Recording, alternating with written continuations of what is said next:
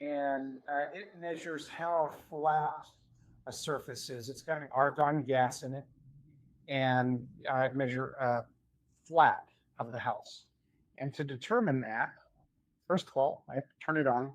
In any reputable repair contractor that you talk to, if you end up needing that, should have a tool like this or a laser to determine how flat the foundation is. Here's a readout in the head that will tell us in tenths of an inch how what the difference is between the zero and the low point. So a inspector coming to do this, to make a diagnosis of a foundation, should find the 0 point, which means they push the button and they wait until they hear the final beat.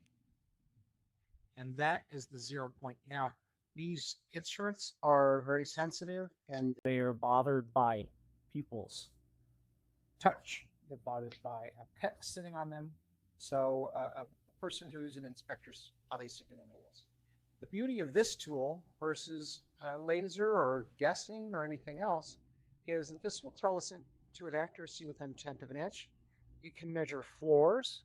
So it would begin here if this is a 0. And then you move along the perimeter wall, take a new measurement,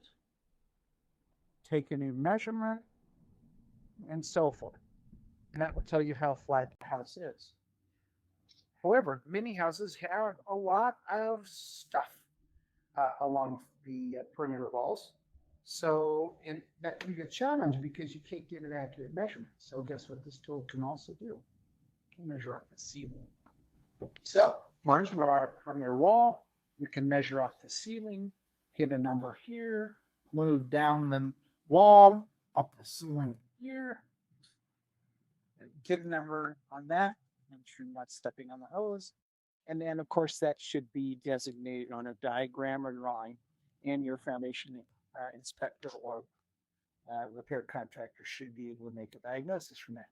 Anyway, that's why I like this instrument, and that's why I use it pretty much every day in inspections and diagnosis of foundation issues.